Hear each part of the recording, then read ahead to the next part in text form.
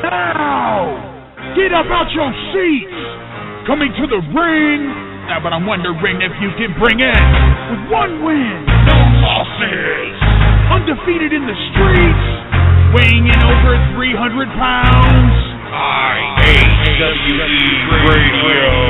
When the brown bell is ringing in the ring, then I be singing. I'm here to get that crowd loud. I'm wondering if you can bring it. When the brown bell is ringing in the ring, then I be singing, but I'm here to get that crowd loud. But I'm wondering if you can bring it. When the brown bell is ringing in the ring, then I be singing. I'm here to get that crowd loud. But I'm wondering if you can bring it. When the brown bell is ringing in the ring, then I be singing, but I'm here to get that crowd loud. But I'm wondering if you can bring it.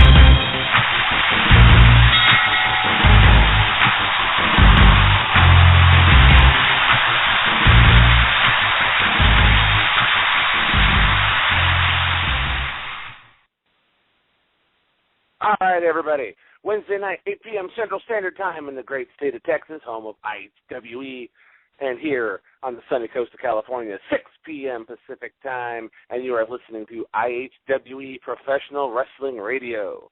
As always, I'm your host, Michael McCurdy, the creator and author of the upcoming encyclopedia, WCCW, and joining me tonight on the road, looking for the elusive chicken fries, none other than the former co-host of this show and the founder of IHWE Professional Wrestling, David Fuller. David, how are we doing? Tacos with... Yes. No lettuce. That'll be it. No lettuce. You want that crispy as well? Live radio, ladies and gentlemen. Live radio. All right, Michael, I'm here. We thought we'd do a little ode here. to Dairy Queen. Jim Cornette's going to be joining us September 28th, so David's at Burger King. Yeah, We're going to recreate Dairy Queen. I'm getting. No, I'm not at Burger King. I'm at Taco Cabana. I'm getting my dinner. So go ahead and run your format, okay. Michael. All right, everybody. Thank you for joining us tonight. Unfortunately, our normal co-host, Joe Souza, is unable to join us. He's having a little bit of car trouble getting the brakes worked on. He will be back with us next week.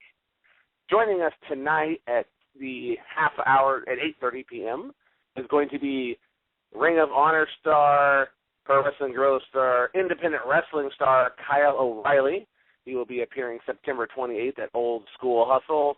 He's going to be joining us, talk about his match at that show, as well as other highlights of his career. Austin James, one of our regular team members, will be taking the lead on that interview. And then at the top of the second hour, we are going to be joined by Texas wrestling star Chaz Taylor. You might know him from Global Wrestling Federation and other independent promotions. You may also know him for the infamous bungee cord match.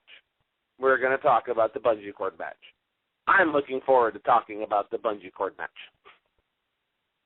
I'm not sure how forward David is looking forward to it, but we're going to work with it. And joining us tonight, you're looking forward to that bungee cord match, right? I talk about it all the time with people that were there. So I actually haven't seen it since it happened. There's probably a reason for that. But what the hey? It definitely, it's one of those things that probably shouldn't be talked about as much as it is. And it probably shouldn't be remembered for as much as it was. But they had the scalpel match back in the day. The scalpel match was the ultimate payoff in any territory. That was a big deal. And then Gray Pearson, who I love Gray Pearson. He's been nothing but nice and a sweet man to me. Decided to take it one step further and evolve with the times. And, sometimes things work and sometimes they don't. But, yeah, I am looking forward to it. Well, in wrestling, there's always those moments, good or bad, that you always remember. And we have talked about a few of those. Everyone who listens to this show knows my love for everything the Shockmaster.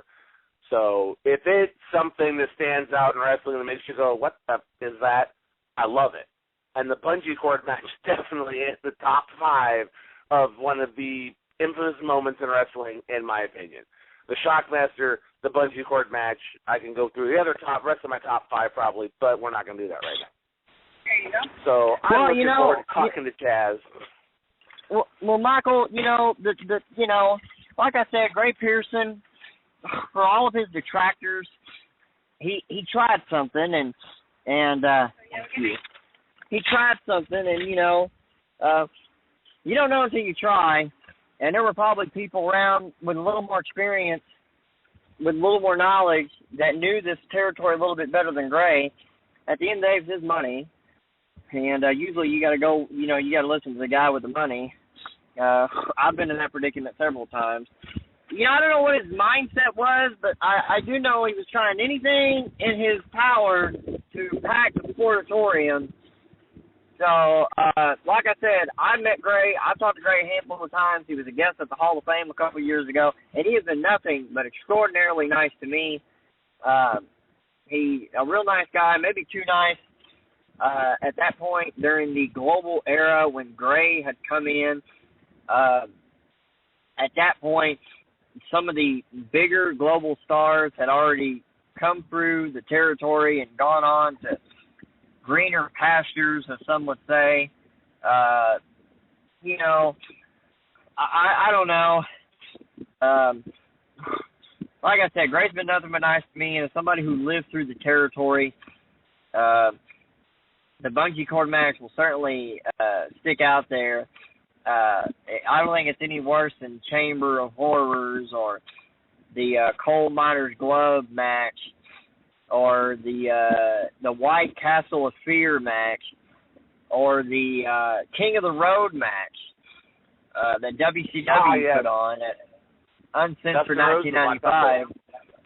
Dustin Rose and Barry Darso fighting in a pickup truck full of hay. A dangerous, dangerous match for the guys to be in. Both of them got released because they took it upon themselves to... Now, this is just what I've heard.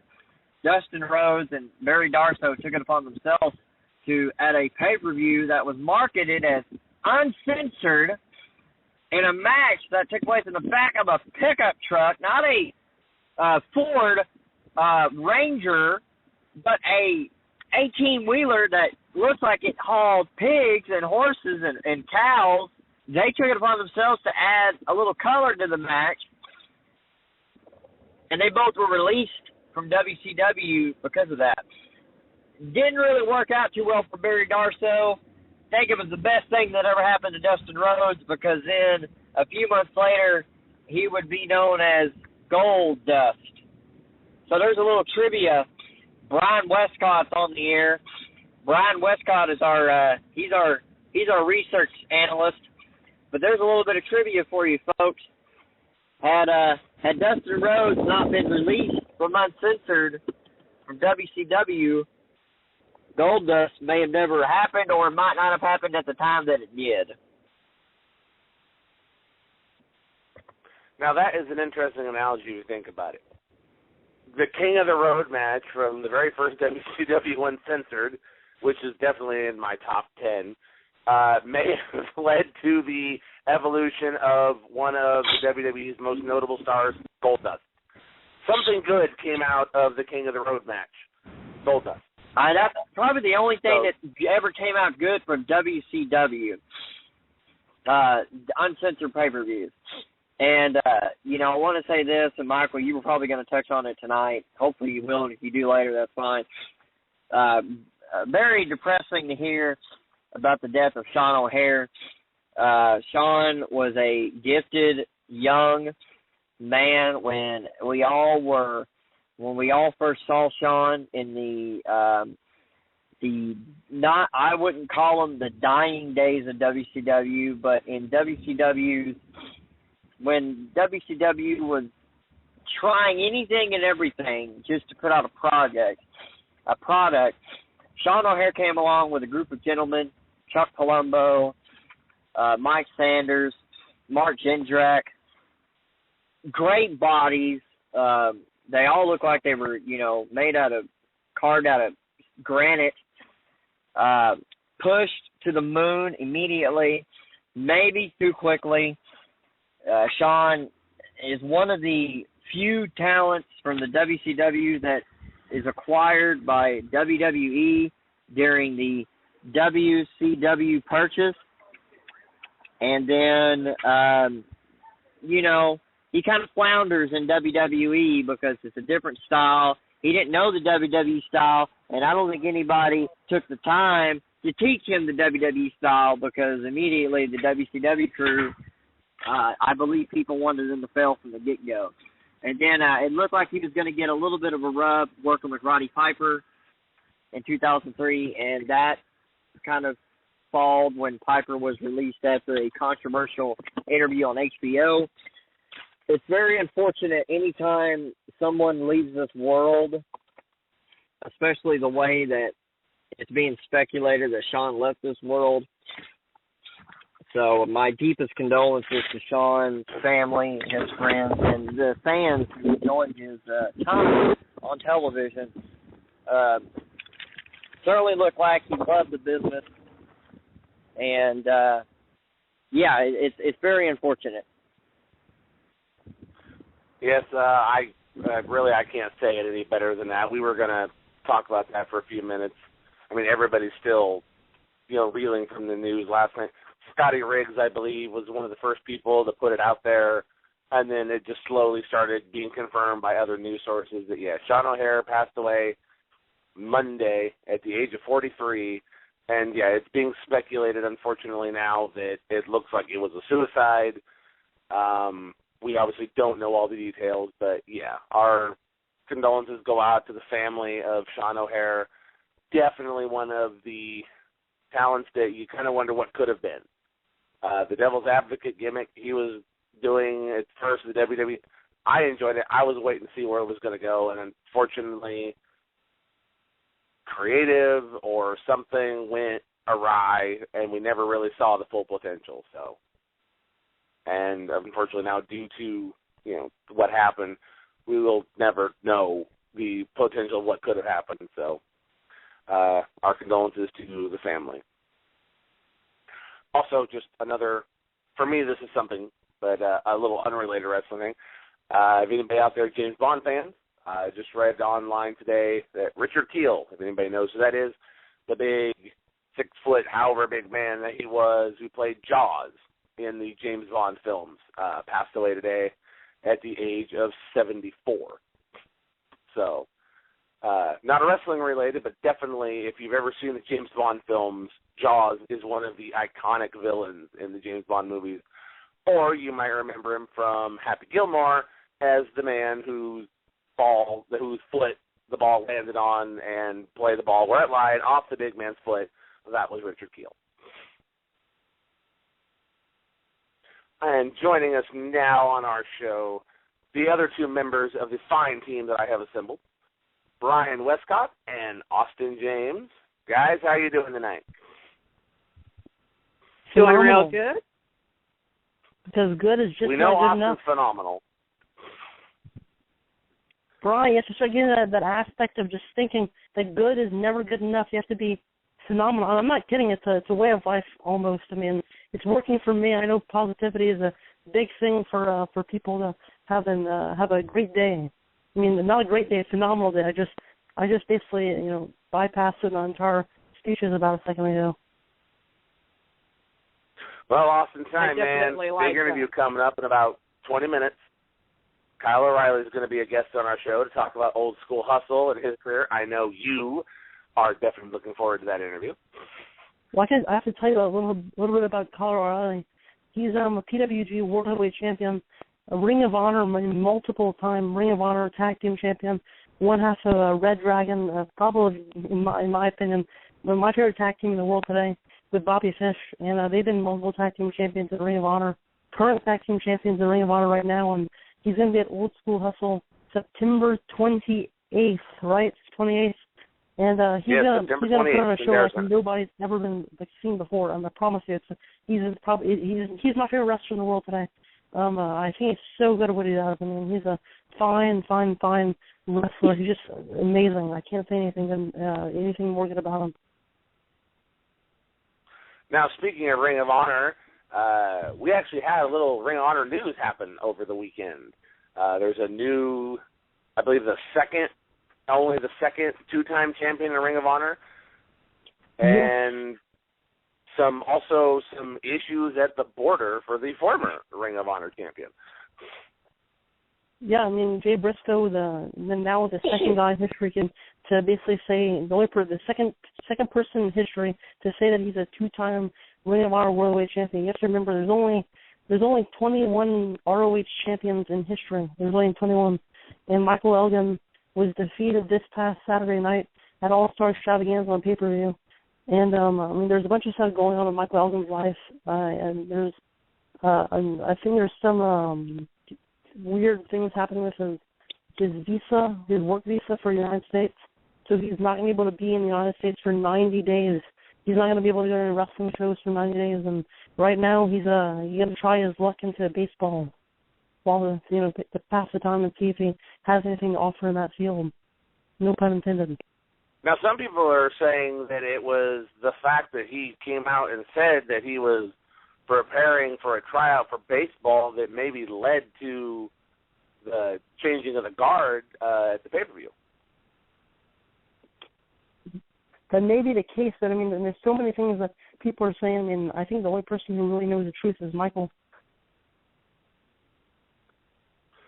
And another piece of information coming out of Ring of Honor pay-per-view that I thought was kind of interesting, because I saw this guy for the first time just a couple months ago on their first actual on-demand pay-per-view through the local cable system, and that's ACH was unable to make his appearance at the pay-per-view this weekend due to travel issues, and from what I understand, basically was buried by Jay Lethal on the pay-per-view. I mean, ACH is, if you want to tell people from Texas, he's a mainstay in the Texas wrestling scene and has been for quite some time, showcasing his amazing high-flying ability. It's insane. We were talking to Rudy Boy Gonzalez on the show a couple weeks ago, and he said the same exact thing. He's like wind or air. You know, I mean, he moves like nobody else. And I don't know. People can say what they got to say about ACH and the Jay Lethal scene. I'm just thinking it might escalate into an awesome TV title win for ACH if he gets so much frustrated at Jay Lethal. He's gonna go off on the deep end and try to get that TV title around his waist now. And then, of course, anybody who's been listening to our show knows Austin loves to talk about the ongoing soap opera between the Bella Twins, and I'm going to make one statement.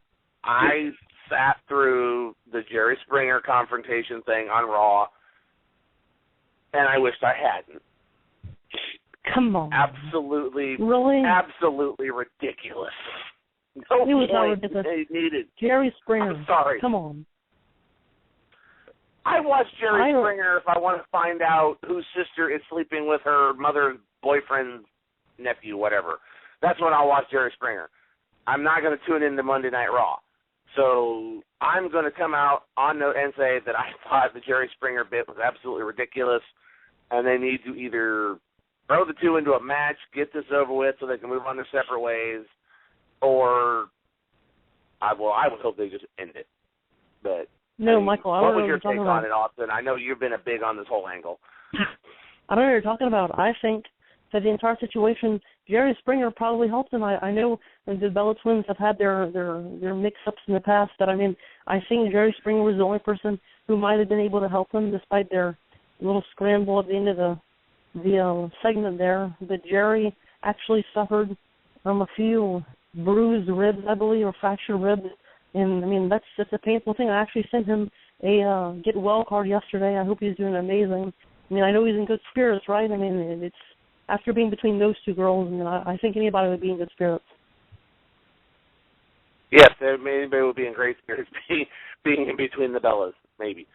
From what I've heard, he rolled his ankle and has bruised ribs because Stephanie McMahon fell on him when she climbed into the ring.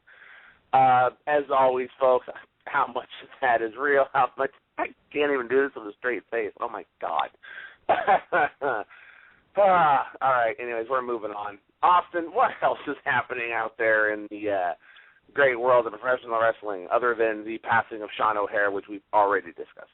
There's a lot of stuff happening. I know that in the future, actually, in October, I can't remember the exact date, but it's in October, Ring of Honor Reloaded is going to be on pay-per-view, I believe, and the key match in this event will feature the return of Matt Sydal, also known as Evan Bourne for people who've only watched WWE, but he's going to be taking on AJ Styles, which hasn't happened in at least 8 years. It's been a while since they've been in the ring, and they're going to be taking on each other in October for Ring of Honor Reloaded. Now, is that going to be in one of the internet pay-per-views, or is that going to be an actual cable system on demand like they did a couple months ago? It's either going to be on pay-per-view, the actual cable system that's where they're on from now on, or it's going to be on Ring of Honor TV. I'm hoping it's on Ring of Honor TV or pay-per-view. Either way, I'm still going to be watching that because that's a match that's it's when you hear Sydal versus Styles, that just has a ring to it. You have to watch it. Now I'm going to show my ignorance here for just a brief second. This past pay-per-view they had Saturday. Was that on the cable system, or was that at their internet pay-per-view? That was on they're actually on pay-per-view, like legit pay-per-view. Right now, it used to be on the internet pay-per-views, but they got updated since Best in the World in June, and that's when they debuted officially on pay-per-view. And now their All-Star Extravaganza this past Saturday was on pay-per-view and can actually be watched from now on ringofhonorwrestling.com. Okay, I will have to look and see if I can find the replay of that on my cable system. I was impressed. It's really good. The last June, that was the first time I've ever really actually sat down and watched Ring of Honor, other than a match here or there with CM Punk or Daniel Bryan or someone, one of those best of DVDs, and I enjoyed it. It wasn't until actually Saturday that I actually knew that there was a pay-per-view going on, and I thought it was an internet pay-per-view. So, unfortunately, I don't know, maybe there's a little advertising they could do a little more, or maybe I just wasn't paying attention. I do get rather busy sometimes, but I'll take a look at that. Yeah, with Best in the World this past June, you saw Michael Elgin become the Ring of Honor World Heavyweight Champion. Only the 20th Ring of Honor World Heavyweight Champion in history, after defeating Adam Cole in an amazing match. And Adam Cole is probably one of the best wrestlers I've seen in quite some time, and he has it. He knows he has it as well. And the match he had against Jay Briscoe at All-Star Extravaganza, not Jay Briscoe. I'm going to say Jay Briscoe. No, AJ Styles versus Adam Cole from this past Saturday's All-Star Extravaganza was amazing. Probably one of the top 5 Ring of Honor matches of the year. And if you guys haven't seen it, definitely go back and check that out. That's wrestling. That's a testimony on why I love wrestling. Just another example. And just the overall atmosphere for Ring of Honor is like nothing else. Now, Brian, last week I asked you to do me a favor. I was hoping you could dig up a little bit of information for me for our upcoming guest at the top of the second hour. I was hoping you could give us a little bit of history on the bungee cord match. Were we successful? Well, like I said, this all led up to August of 1992. But basically the feud was between Chaz and then Stephen Dane. And I believe, if I recall the storyline, it was a former girlfriend, ex-girlfriend of Chaz's. So apparently kind of hooked up with Stephen, and I think Stephen might have been managed by Skandor Akbar at the time, if I recall. But like I say, it all led to a bungee cord match, and Chaz was saying he's afraid of heights. So, of course, they signed the contract, and match happened in August of 1992 outside the Sportatorium. Like I said, we've had shark cage matches. If you probably look them up, but at least they were inside the ring. I've seen one on the Wrestling Gold DVD series with insider commentary by Dave Belter and Jim Cornette. But anyway, this is way up in the air, and they're fighting. I'm sure, I'm probably guessing James Beard was probably the referee at that time. I'm sure they were having fun being up there. And then eventually Stephen Dane goes out, so of course that means Chaz wins it, and then it was some pretty entertaining television. At least it wasn't innovative at that time, bit hardcore at the time, but still, you're just going, and whoever came up with this, who booked this. So I'm kind of in agreement with Michael on that. Well, okay, here we go. Well, I'm just saying. I don't know. Monkey Cormac, we're going to get into that in the second hour. Here in a few minutes, I'm going to make a phone call to Kyle O'Reilly. My day has been interesting, guys.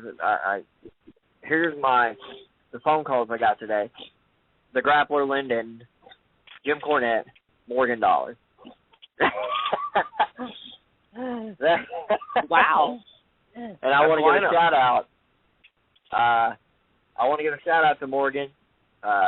He's a hell of a guy. He's going to be at Old School Hustle. He is going to represent the Cauliflower Alley Club at Old School Hustle. There's going to be a few members there, lifetime members. But for the most part, Morgan is going to be the representative for the CAC there, and I think that's fantastic. First time ever we've had that. I'm excited. I'm very excited. But let me go ahead and get Kyle O'Reilly on the line, and we will rock and roll. So, folks, stand by. I'm going to get the current PWG heavyweight champion, one half of the tag team champions of Ring of Honor, Red Dragon, the Edward Norton movie. Oh, God. Catch that? Okay. All right, here we go. All right. Ralph Baines, Anthony Hawkins. All right, ladies and gentlemen, let me get this number in here, and we're going to do our best. So just bear with me for 1 second, ladies and gentlemen.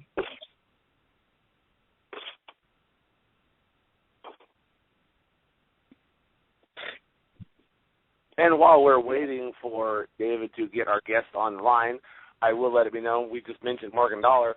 He will be joining us next week in our second hour to give us his opinions on the upcoming face-to-face discussion between David and Matt Riviera at Old School Hustle. Morgan definitely has his opinions on this situation, so it's going to be very interesting to have him on to hear his take on it, and we'll also talk to Kyle, this is David with IHWE Radio. What's up, man? Hey, man, how you doing? I'm doing all right. Ladies and gentlemen, as I stated, he is the Pro Wrestling Guerrilla heavyweight champion. He is one half of Red Dragon, not the Edward Norton movie, which we're going to get into that here in a few minutes, bud. One half of the Ring of Honor Tag Team Champions, Red Dragon. Kyle O'Reilly, he'll be making his Dallas-Fort Worth debut, not his Texas debut, but his Dallas-Fort Worth debut on Sunday, September 28th at IHWE Old School Hustle. Thank you for joining us tonight, buddy. Yeah, thanks for having me on the show. No problem. We have our other interviewers on the show, so I'm going to introduce them. Austin James, he is he's a big fan of your work. He has called you the best wrestler in the world. He's a huge fan of yours. We have Michael McCurdy. He is our host, and we have Brian Westcott, who is our analyst from the Cauliflower Alley Club. So, Austin, I know you have some questions. Go right ahead. Most definitely. Getting started, you're trying to give a base on people who might not know your past, but how are you actually getting into professional wrestling as a fan? Like, what made you interested? What caught your attention first and foremost? Like most people who pursue professional wrestling, they have a passion for it, and it's something that they gravitated towards since they were kids, my story is no different. Just fell in love with the sport from a young age, and I knew it was something I always wanted to pursue. And, once high school finished, I decided, I was going to try my hand at it, and went to wrestling school and got trained and, put in the time, made the sacrifice, put in the dedication, the hard work, and, 9 years later, here I am. Kyle, okay, make sure I'm not on mute. Kyle, my questions are about your coming to IHWE, which is a huge coup. Right after you won I heard about you from the Submission Squad and my brother-in-law, Chris Wolf. That's how they just raved about you. And I Googled you and YouTubed you. And very shortly after you won the Pro Wrestling Guerrilla Heavyweight Championship, we conversated. I believe you were either en route to Europe, England, or you were there, and you actually gave me a confirmation, which I was so excited about. Coming to Dallas-Fort Worth to wrestle for the very first time, you love this business. You're a traditionalist wrestler. What does it mean to you to come down here in this territory, knowing all the legendary battles that happened with some of the most iconic names. You've been to Texas, I believe, a couple times before with Ring of Honor, but what's it like coming to Dallas-Fort Worth and wrestling? Oh man, it's huge. Like you already stated, Dallas is such a rich, and Texas in general, such a rich wrestling history. And I've flew into Dallas, I've had layovers in Dallas, but I've never had a chance to actually get out and explore Dallas and be in the city and wrestle in the city. So it's huge, man. We've done San Antonio a couple times with Ring of Honor, but that's about it. So the fact that this is a show that isn't Ring of Honor makes me extremely excited. It's a huge match. I'm wrestling with Matt Fitchett, and he's an incredible talent. And it's a huge show. The card is absolutely stacked. And of course, Stan Hansen and Jim Cornette being involved, it's just a win-win situation for the fans and the wrestlers alike. So I couldn't be more excited, man. I'm really looking forward to it. And one quick sidebar, Michael, before you ask. Every time I was talking to Jim Cornette, he was on his podcast last Thursday, and when he's mentioning the names, you're at the top of the list. And when we first talked about him coming down here, I said, Kyle O'Reilly's going to be there. Oh, I love Kyle O'Reilly. He's amazing. So coming from Jim Cornette, who, depending on what day of the week it is, depending who you ask him about, you might get a different answer. He is raved Jim's about awesome, you, man. So. He's a great guy, and all of my experiences dealing with Jim Cornette have been nothing but positive. He's helped me a great deal in the development of my character, and his time in Ring of Honor, with my time in Ring of Honor, we had a chance to work together many times, and for a good short while, and everything I learned from him was just amazing, man. He's such a great mind for the business, and I am absolutely thrilled to reunite with him in Dallas. Awesome. Michael, I know you have a question. Go ahead, buddy. Well, I'm just kind of curious if Jim Cornette said anything about me coming in on the 28th, because I'm looking forward to talking with him. No? Okay, I'm not on Jim Cornette's list. Anyways, Kyle, looking back, I did a little research on career and all that. You started up in Canada, working with Scotty Mack, Davey Richards, Kazina, Michelle Starr, Vance Nevada. These are all guys that I've known since early 2000s. Great group of guys. What was it like working with them and working in the Canadian territories? Because I've heard some great stories about that area. Oh, it's great, man. Well, it's where I was born and raised, the Vancouver area, British Columbia, Canada. So those are the guys that broke me in the business. They taught me everything. They trained me. They booked me on my first shows and my first wrestling road trips. So working with that group has just been awesome, man. Star in particular has been so helpful throughout my career. Obviously Davey Richards and Kazina have helped me take my career to the next level, and I wouldn't be where I am today without them.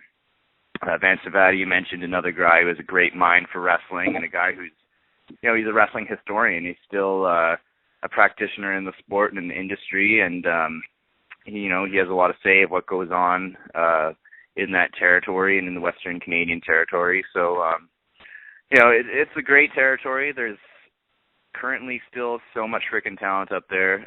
ECCW is the local promotion up in British Columbia. And, it's just so much. They have a wealth of talent, man. They have so many great guys, so many great shows they put on all the time. And it's unfortunate that no one really hears much about anything coming from there, just because, it's kind of their own little, it's like one of the few places where the territory system still kind of really exists. They're kind of their own little thing, their own little niche market, and they do great business there, but no one really seems to hear anything or see anyone who comes from there. Like when I first moved to the United States and took my wrestling career to the next level, people thought I just started wrestling because no one had ever heard of me or ever seen me, and it's like, I've been wrestling for 5 years. Like but it's just, you're kind of almost in the black hole of wrestling up in the Pacific Northwest, Washington, Oregon, British Columbia. And not much of exposure gets through there, but man, there's some serious talent. So if you're looking to go off the beaten path and check out some indies from somewhere you might not be as familiar with and looking for some good talent, then I would highly recommend that area. I definitely agree. Cool. Look up ECCW. You're going to see some amazing talent. In fact, some of the past CAC Future Legend Award winners have come from that territory and all that. So Canada has a very good representation at the reunion every year. So you mentioned Vance Nevada. Yep. And you mentioned Scotty Mac as well. And yeah. Brian, did you have a question? Did you have a question for Kyle? Yes, I do. Well, that's how I first heard of you, was through ECCW, tracking them ever since they started in '96, and can't believe they're still going strong 18 years. You're a 3-time NWA Canadian Junior Heavyweight Champion, 3 times you've held the Ring of Honor World Tag Team Championship, and you're the current Pro Wrestling Guerrilla World Heavyweight Champion. You've done quite well since your days at ECCW. I've gotten to meet Vance Nevada, Michelle Starr, Disco Fury, through the Cauliflower Alley Club, and I'm an award recipient, Rand Bastine Price Award recipient in 2012. So, yeah, it was just great finally getting to meet these people from Canada. Canada's produced some of the best talent in the world. And definitely you rank highly up there. I would say, yeah, definitely kind of agree with Austin. Like, right now, pound for pound, you're probably the best wrestler on the planet right now, bar none. Unless we... I appreciate the compliment. Thank you very much. But also wondering, well, when did you get the call to go to Ring of Honor and eventually PWG? PWG? Ring of Honor was somewhere I always strived to perform. The reason I kind of packed up everything and moved my life to St. Louis was to pursue Ring of Honor and get my foot in the door. So in 2009 is when I moved. I spent a good year of just going to every single show I could, my own dime, my own dollar, just driving whatever endless hours. Yeah, this, that, and the other. Maybe I'll get a dark match here and there. And then after about a year of that, in September 2010, August 2010, they signed me to a contract, and I was in Ring of Honor, and my short-term goal and short-term dream had come true, and it was amazing. And then I think my PWG debut was October 2011. Me and Adam Cole were a tag team at the time, and we got brought in to wrestle the Young Bucks on a show I believe was called Steenwolf. And, PWG was somewhere I also completely strived, and I think, pretty much anyone on the independent strives to wrestle at PWG. You just watch the DVD previews, it just creates such an amazing atmosphere, and it's such an awesome experience for everyone involved, the fans and the wrestlers. So once we got the call to go wrestle at PWG, we knew it was a huge opportunity, and we killed it in our debut match, and have been brought back ever since. So, yeah, on both fronts, it was just, something I'd strived towards, and a lot of hard work and dedication and passion put towards it. And, it's worked out for the best. Definitely. Austin, go ahead, buddy. A guy like Stan Hansen, who's actually going to be at IHWE September 28th in Sendera Center. He's been in Japan. He's probably one of the most, notable guys to ever wrestle in Japan from America. You actually recently came back from New Japan Pro Wrestling. How was your time there, and tell us a little about the entire atmosphere and being in front of the Japanese people? Man, wrestling in Japan was a dream come true. Like, since I got into wrestling, my biggest goal was to wrestle in Japan. And, guys like Stan Hansen, they're the guys that paved the road for Americans or Canadians or, Gaijin, as they say, to make a career over in Japan.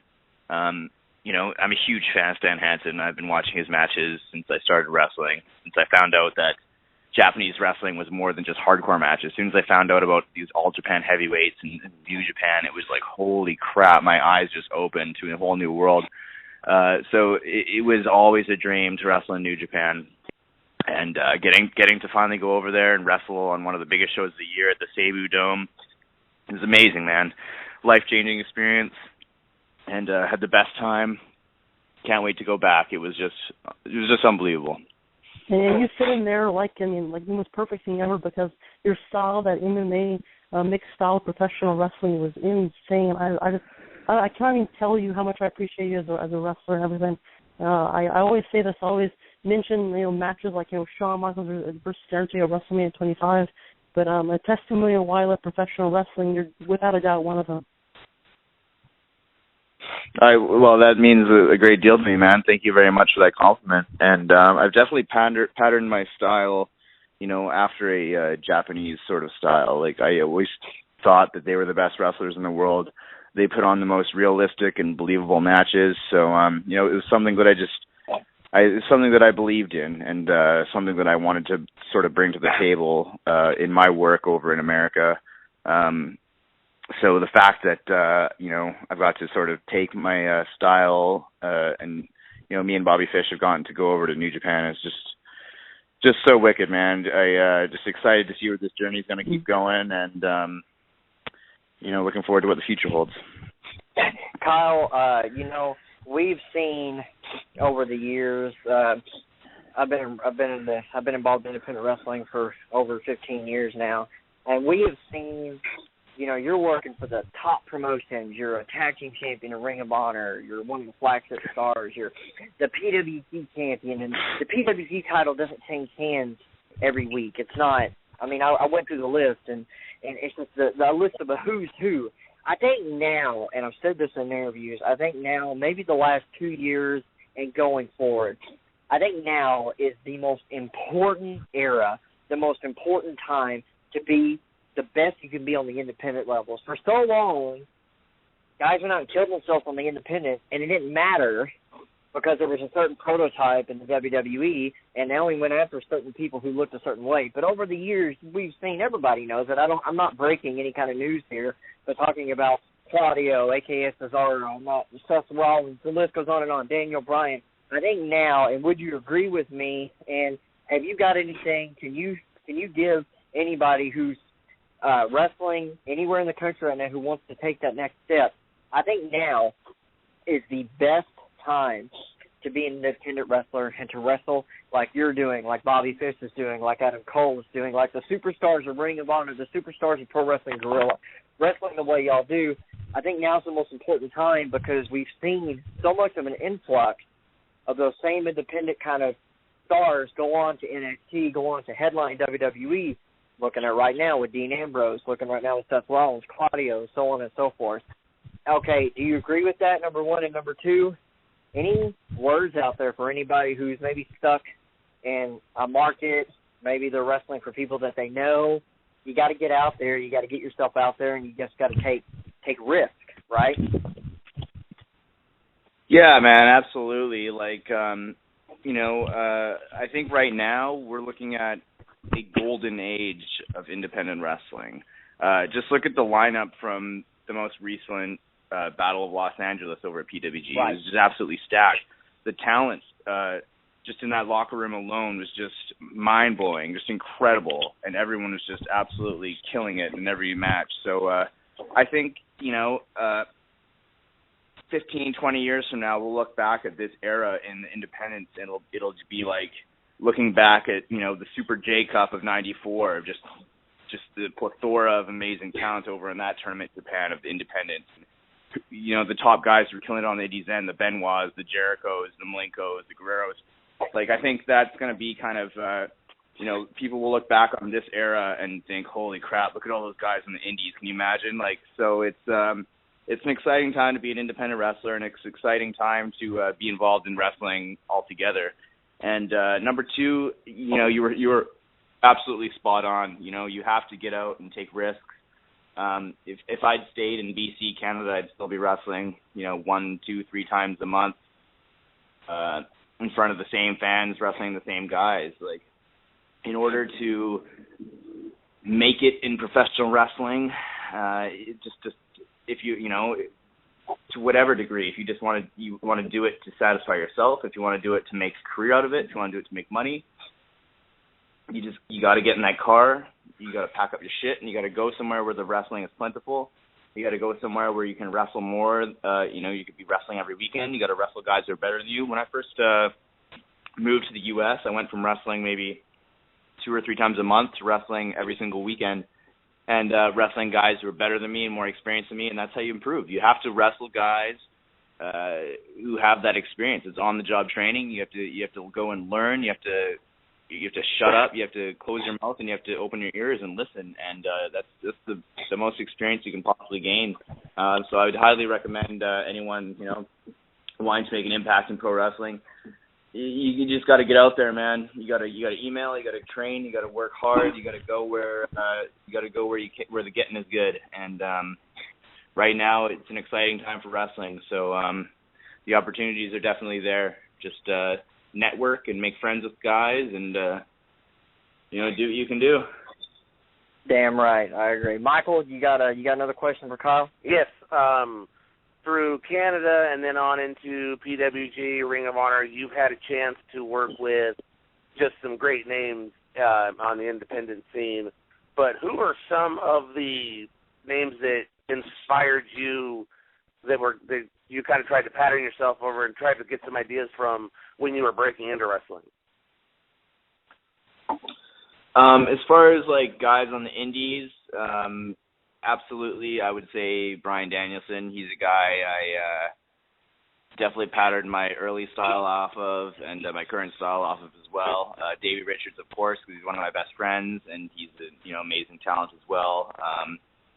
Those are 2 guys I'd highly say. Austin Aries. Like the indies when I was first breaking in, or like before I'd started training, when I just started training, were also a golden age of wrestling. Like you mentioned, the Claudios, the Seth Rollins, the Bryan Danielsons. Those guys were all at my level, 10 years ago. So to look to where their careers have taken and to where my career is heading, and everyone who I wrestle with currently careers are heading, it's just crazy, man. It's just mind-blowing to think of what the potential of the future holds. Brian, go right ahead, buddy. At least according to your Wikipedia page, and of course we know how accurate that is, but apparently it says, is it true you have diabetes type 1? Yep, correct. I'm a type 1 diabetic. Wow. How has that affected your wrestling style? I mean, considering you definitely have to eat right, exercise, check your blood sugar levels. How has that impacted you? It's something I've learned to deal with since a young age. It's kind of just second nature for me now. But I'll tell you, the hardest thing about it is just being on the road and the travel. Like, you never know when your next meal is going to be or what you can get to eat.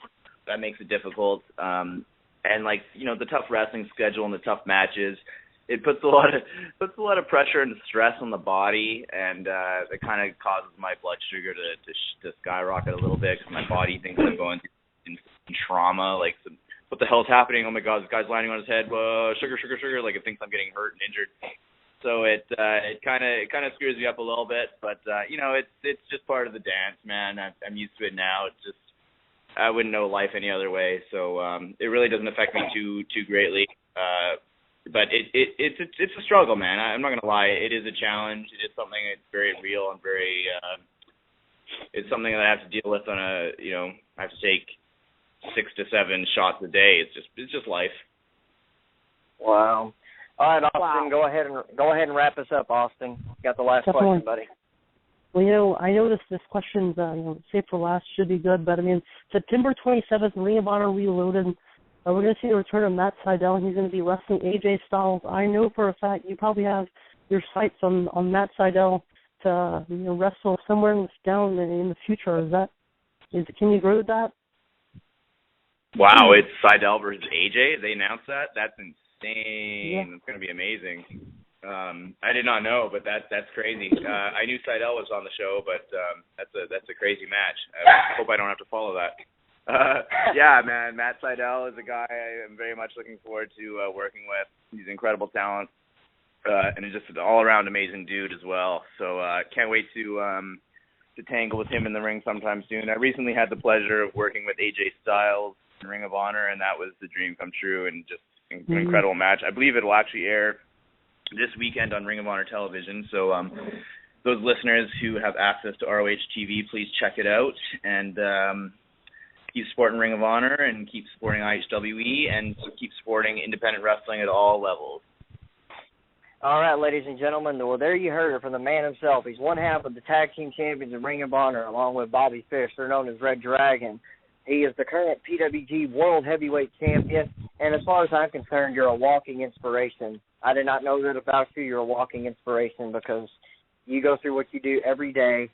You're an athlete, a world-class athlete, and Kyle O'Reilly will be here in Fort Worth, Texas for the first time ever wrestling in the Dallas-Fort Worth Metroplex. He'll be alongside Charlie Haas. He'll be alongside Lance Hoyt, Stan Lariat Hansen, the Grappler Linton Denton, and Jim Cornette. Sunday night, September 28th at the Sendera Center in Fort Worth, Texas. Kyle, thank you for joining us, and it is going to be a big honor working with you and meeting you on September 28th. Thanks for having me on the show, guys. Looking forward to the show. Take care. Take care. Bye-bye. Take care. Bye. All right, ladies and gentlemen, you just heard it from the man himself, Kyle O'Reilly. Again, if you want tickets to this one-night-only extravaganza with a roster that you will not find anywhere else, IHWEnow.com. Brian, you did it again. I did not know that about, and you know what, my brother-in-law, who's my company liaison, Chris Wolf, he helped found this company. He's my go-to guy as far as people like Johnny Gargano and Kyle O'Reilly. He might have told me that, but wow. Walking inspiration as far as I'm concerned. But Kyle O'Reilly will be here. Matt Fixit. I tell you what, guys, you need to go YouTube Matt Fixit. If you haven't yet, he's a rising star in St. Louis. He's wrestling in Takara. The Submission Squad this past weekend went down to the Tournament of Trios at Full Impact Pro in Florida, and they walked out the winners. And their next stop is Fort Worth, Texas. They have challenged 3 Texas superstars to a good old-fashioned 6-man tag. And I'm sorry, there's no better place to have a 6-man tag than DFW, as far as I'm concerned. And they're going to take on Thomas Shire, who is probably the hottest superstar in Texas right now, Ashton Jacobs, and Gregory James. It's going to be interesting because those 2 guys are still healing from the triple threat match last weekend at Showdown. Real quick programming note, guys. I'm going to get off here because I know you got the rest of the show to run. Here in a few moments, at the top of the 9 o'clock hour, go to IHWEnow.com and YouTube.com/IHWE2009. You will see a 1 hour. These guys are still going to be on the air. So put on IHWE TV and listen to this show. Do both. You can. It's not that hard. And you're going to see the retrospective on Old School Hustle 2010. The big moment that night was the Fort Worth return of the late, great Maniac Matt Bourne. It was a fantastic show. Also, the Underground Icon Showtime Scott Summers wrestled Spoiler 2000, and main event Mike Fox and Sexai, the Establishment, who are back together again, take on the Beast Franco D'Angelo and Gigolo James Johnson, and the Hall of Fame induction of Mr. Rob Moore. Next week, you're going to get 2 IHWE TV episodes, 2 brand new episodes, one on Wednesday, September 17th, and then one on Saturday night, September 20th. That's right, Saturday Night Wrestling in television format, back from Dallas-Fort Worth. Michael, Brian, Austin, thank you again for having me on. I'm glad we were able to get Kyle O'Reilly on here. I will be back on sometime soon. Thank you guys for busting your tails by IHWE, and have a good rest of the show, guys. Thank you. Thank you, David. All right, definitely great interview with Kyle O'Reilly. Guys, well, actually first, Austin, did live up to your expectations? Absolutely. Was it everything you hoped for? Yeah, Kyle O'Reilly, I mean, he's a story in itself. I mean, everything that he goes through on a given basis, every single day, being the phenomenal wrestler that he is, just proves that if you think you can't do it, you can. Especially with a person that has type 1 diabetes, usually the type of people that have that aren't really people who move around. The Kyle O'Reilly is, I mean, you see him in the ring, he definitely moves around just a bit. That's an understatement. when I was looking him up, I saw the Canada ties, and that's what got my attention because, like I said earlier, I know a lot of those guys that he worked with, and I get to see them every year at the reunion and all that. So Vance, Nevada is actually one of the guys that I looked up to as far as, you know, a historian goes. Just the work he does, the Chronicle is amazing. So, you know, him and Matt Farmer, guys like that, that's who I look up to. So, you know, and in the ring, if you haven't had a chance to see him, Vance Nevada is one hell of a worker inside that ring. Oh, yeah. And, you know, I haven't seen too many bad wrestlers that come out of Canada. I mean, you talk about Canada as a place that has history. I mean, wrestling history definitely lies there. I mean, Stampede Wrestling, Stu Hart, the Harts, Dynamite Kid, Chris Benoit. I mean, so many guys that went through that company and became amazing stars, went through Canada, became amazing stars. The stars just expanded out into the world. In Colorado, it's no different. Just recently came back from New Japan. And you're going to be heading to a very unique part of the world, Texas, Fort Worth, September 28th for IHWE. Definitely September 28th, the Sendera Center, IHWE Old School Hustle. We have been listing the names that are going to be there. It is going to be an amazing show. Each week, something new is coming up. David's got some information coming up on a possible other Hall of Famer who might be appearing at Old School Hustle. So every week, somebody new, something new is coming up. So it's definitely going to be a great show. Joe and I, we're heading out the late night on the 26th, around midnight or so, driving 5 hours to San Francisco, 3.5 to 4 hours on a plane, just to go to Old School Hustle. You know, 2 days. We're going to be working and all that. We'll be there. We're going to be part of the show. But we wanted to make it there. This is the one shot we had, so looking forward to it. It's going to be a great show. And it looks like, let me double check on something here just a second. The wonders of live radio and the fact I have to look up a number real fast, unfortunately. Brian, while we're waiting here, do you have any more little historical tidbits for us this week besides what we just talked about earlier? Well, like I said, today, believe it or not, it's been 17 years since the death of Fritz von Erich. Wow. 17 years ago. Yeah, we lost him to lung cancer. Wow. The patriarch of the whole world-class territory, and groomed his son to take after him. And like I say, world-class. It's quite a phenomenal story itself.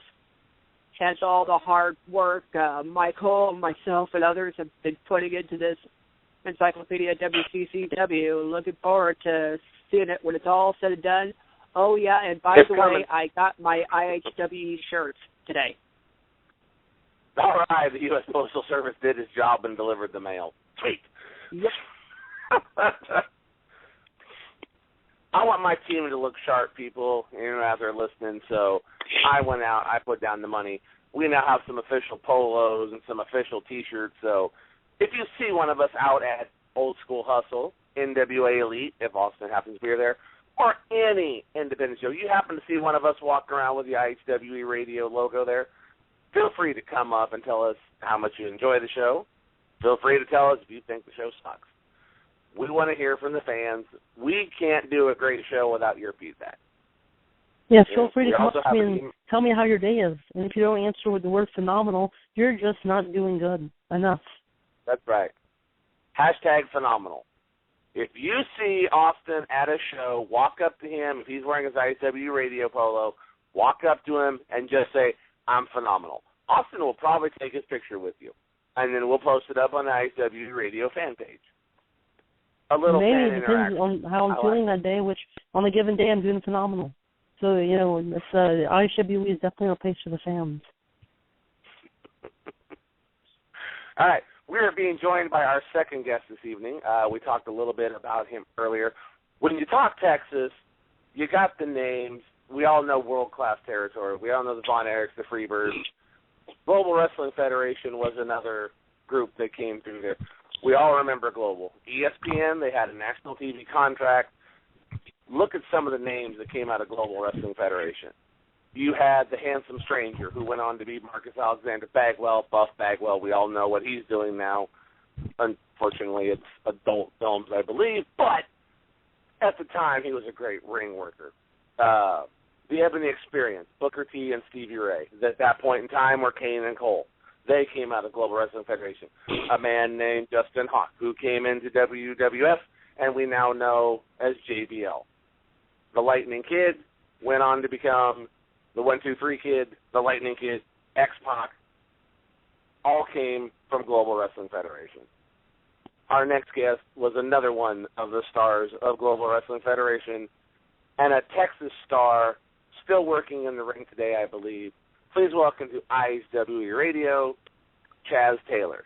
Chaz, how you doing tonight? I'm doing great, man. If I wasn't doing any better, I'd think I'd be in an amusement park ride. Me too. How you guys doing? Yes, I'm We're saying doing good, VCR, man. Thanks for joining us. Thank you for having me. So what's new in the world out there? We were talking earlier about Global Wrestling Federation, and we all watched the years. You know, that's where some of your success came from. But before that, how did you get your start in professional wrestling? I mean, I know your father, Tugboat Taylor, so you're second generation. But how did you get your start in wrestling? Well, I went down in junior high with my dad to his school, did some training just kind of around ringside and watched my dad beat up a bunch of guys while he was training with Johnny Valentine. And then my dad just started letting me get in the ring and getting thrown around by the guys. And I was this little guy, the small guy, so I was the easy one to pick up and throw around and be their punching dummy while they were training. And then it just kind of, while you get thrown around for a year or so, a couple years, you learn the moves. And so it just kind of was ingrained in me. And so then I was the one that just started being able to do it back. And, I guess when I was 15, I was in a battle royal. Oh, man, I had the snot handed to me. It was a videotape that I don't really care to watch much anymore. It's embarrassing. Everybody has those embarrassing first matches. And then about a year later, I sat down with Sputnik Monroe and my dad and a couple of veterans, and they were like, we got some work to do. So I sat down and, a little under a year later, had my first match maybe, and the rest is history. I was on the tail end of the WCCW also there with Von Erichs and Jarrett and everybody, and right before Global got bought in. So it was a whirlwind of stars and everything, and some of the guys, Mick Foley was there with us, Eddie Gilbert. I mean, if you could watch ESPN Classics right now, you'd see the list of the names were just, Steve Austin was there with us. It was just, the list goes on and on and on of the talent that just came in and out of that Sportatorium building. And I'm just, blessed to have been part of it. Now, what was it like, because I'm working on the Encyclopedia at WCCW, have been now for about 5 years, so the world-class promotion is basically ingrained into me. It's my all-time favorite promotion. Well, that's awesome. What was it like, even as a talent, what was it like to work in the Sportatorium, to work in some place that was so legendary? I mean, even now, the building's not there, but everybody knows the Sportatorium. You can't even really put it into words. I mean, it had its aura. It had a life of its own. I mean, it was, bigger than any one thing or company. I mean, it's legendary. I guess you like the Madison Square Garden. How do you explain that? I mean, that's the Sportatorium. You can't really, it was, like some people call it a dump, but damn it was my dump. I called that place home. I loved it. And I blood, sweat, and tears many nights in that building. And it was just, we all love to call it home. We sacrificed a lot. A lot of people, went through a lot of issues inside and outside wrestling because of with their families and everything, because living the dream. How many people nowadays want to live the dream? And, I got to do it at an early age, or start at an early age, and in those walls was just it's like hallowed ground. So many great entities have graced those walls. It's just one of those things where you really can't do it justice by talking about it. That makes sense to you? That makes perfect sense. I'm going to be traveling to Fort Worth, as we said earlier, for the IHWE Old School Hustle. And just to come to Fort Worth for that show, to know I'm in a territory where there were such great names and great matches happened, that right there is just amazing for me. Not even seeing any of the matches, just being in the same territory where these great names were. So I definitely understand how that is. Austin, do you have a question for Chaz tonight? Absolutely. Going back into, I actually got started in wrestling. I'm interested in knowing how somebody got started, because it kind of paves the way into showing what made them the person they are today in the squared circle. Who were some of your inspirations of actually watching wrestling and getting kind of an idea of what you wanted to be in the future? Well, that's a good question. I traveled a lot on the road with my dad, and I was able to see a lot of the guys firsthand and get in the ring with the Rock and Roll Express and a lot of guys like Terry Taylor, and just be in the presence of just Gordy, the Freebirds, and some of the legends. And it was just I don't know that I can narrow it to a few people, because when you're immersed in it, engulfed in it, you just have to grab whatever you can. And I took it upon myself to, every time I was in the locker room, to hang around some of the veterans, to learn, pick their brain. And that's something that, unfortunately, I don't see a lot of today in locker rooms. I hear sometimes, I talk to people later on after I've met them a couple times, and they're like, they didn't want to come up to me at first, or some of the other veterans, and talk to us. They see us in the locker room out of respect. I'm like, no, we want you to come up to us and talk to us, pick our brain. And I'm glad I did that. Nobody needed to tell me to do that, but some of the veterans look at it as, you don't even care about us. You think, because you see a lot of these egos and stuff coming up nowadays, that it's all about me. It's all about me. And those guys don't really last long. They're not around a while. But, the guys that are team players are the ones that you see 20 years later. And, I was going to exclaim on that part that you just said.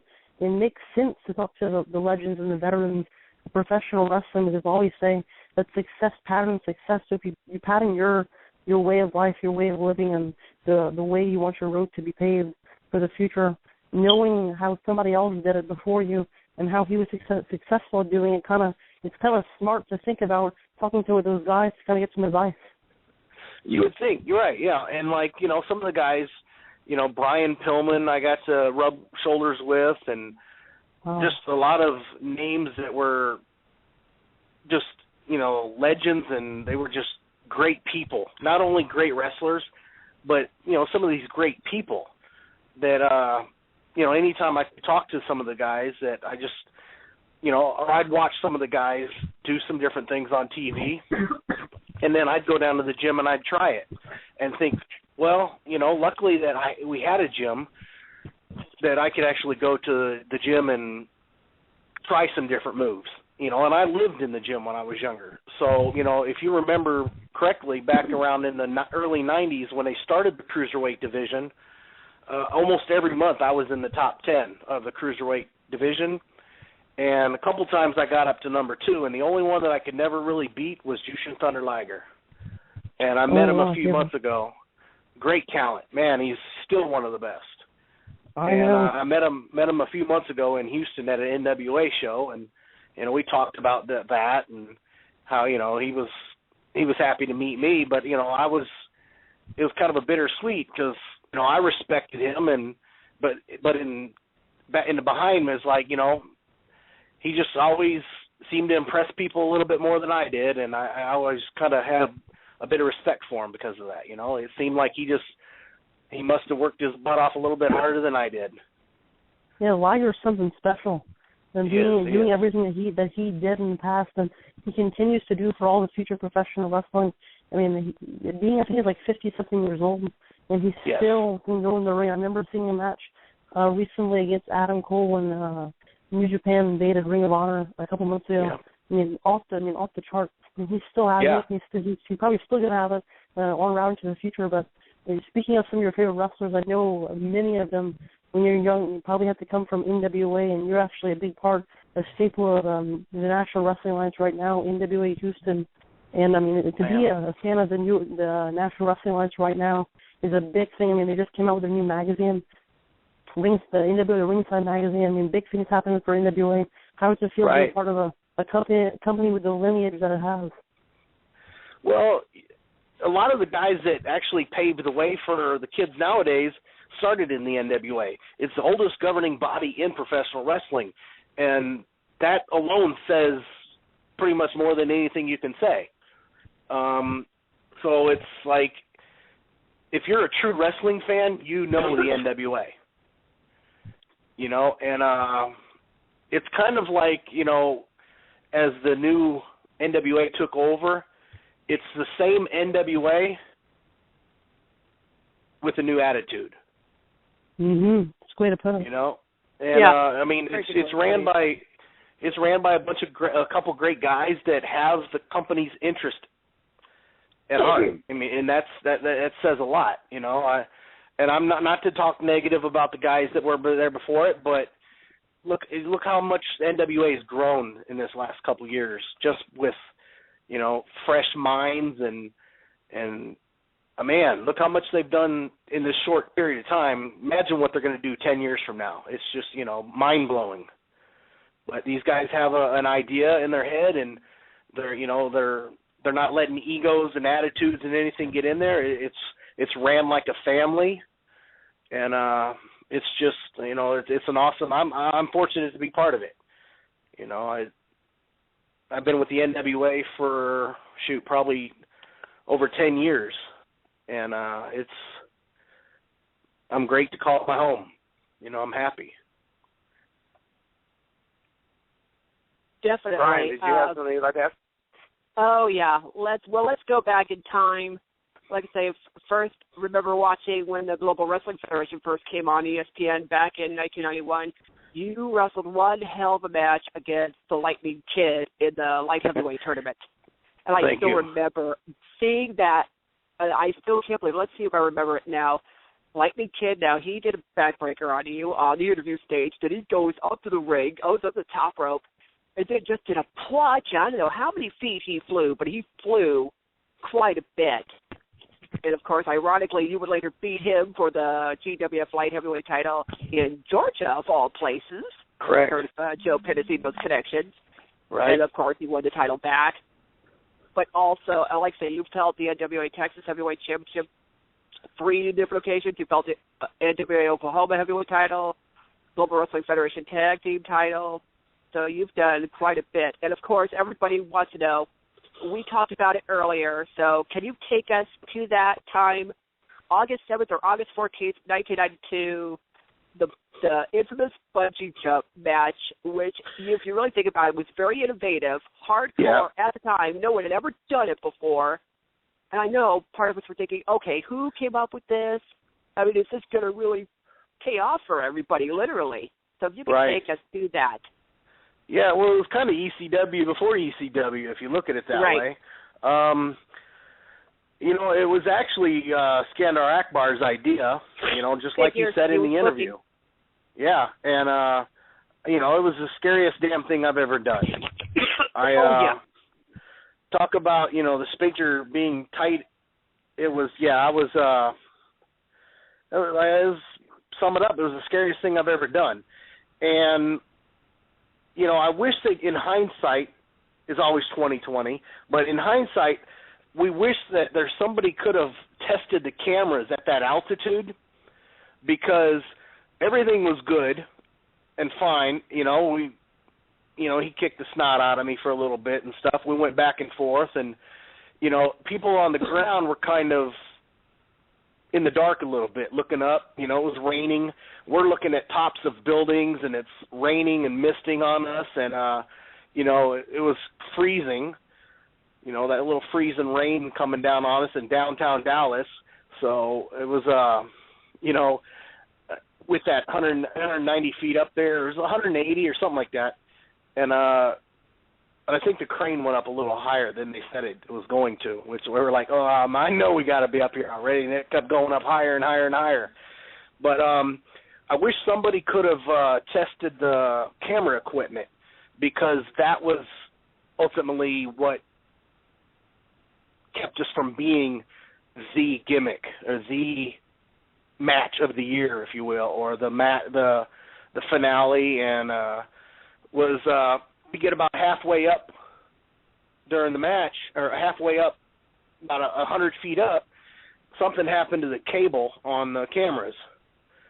So we, you know, Steve and I talked about this later on. We just kind of thinking that, you know, everything was fine. You know, not thinking that the cameras weren't moving or anything and are working. So we just did the match and not thinking anything of it. And then we get down to the ground and they told us that the camera in the cage was out. We're like, oh, you got to be kidding me. So, you know, then that's in essence what happened was by not having that visual up there, it just kind of took our legs out from underneath us.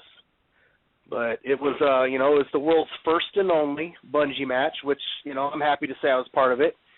And we were going to have, we had talks with the Guinness Book of World Record, which, again, in hindsight, you know, they should give it to us as the world's highest altitude wrestling match.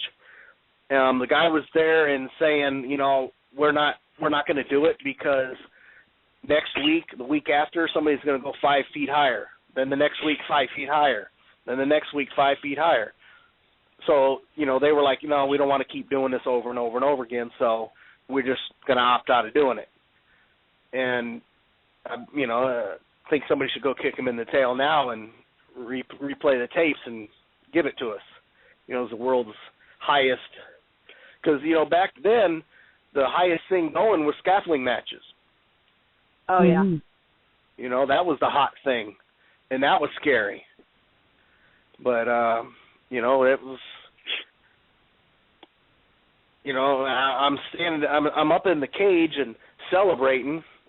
And, you know, we weren't able to really test the bungee cords and stuff. So, you know, we just kind of had to trust that somebody knew what they were doing and everything was good. But I sprung up about 7-8 feet from the ground before I sprung back up. So had things not gone well, I could have died. Ooh, wow. I guess that would have made history. Oh, yeah. Yeah. So and it for all the was wrong reasons. right, for all the wrong reasons, right. And, you know, kind of I think we can honestly say you made history just with that bungee cord match, just because, like you said, the one and only. I don't think anything's actually been, Brian might be able to attest this, I don't think there's ever been a match higher than that. And no. As far as not like that. I mentioned earlier, I am an aficionado. I love all things that are just those moments of wrestling, you know, the Shockmaster, the bungee cord match. I listed a few of them earlier. So, I mean, right there, you got your, maybe not the greatest moment in history, but you've got your moment right there. People are always going to remember that. As long as there are people telling the history of this sport, that's going to be something that's going to be out there.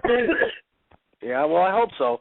But, you know, it's only the purists and the real fans like yourselves and myself that appreciate that. You know, it's sad enough to say and actually see and hear that, you know, I've talked to some promoters lately that have no clue what GWF is.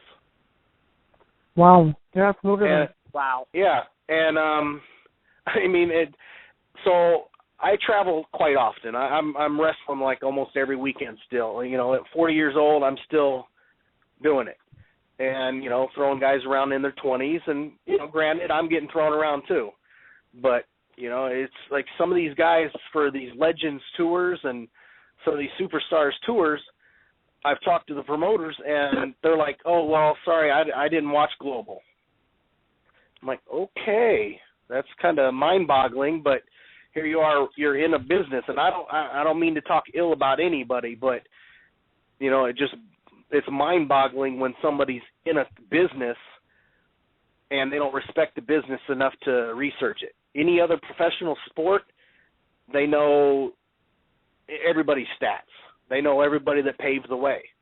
But that's kind of what sets pro wrestling apart, you know, and that's, you know, the reason that, you know, some of the guys are in the ring that are in the ring now. You know, anybody can go buy a ring, and if they have a real job, and put on a show. And, you know, and I'm not a promoter, and I'm not saying, and it's just from my point of view on how I think the obvious reasons on what would make something better.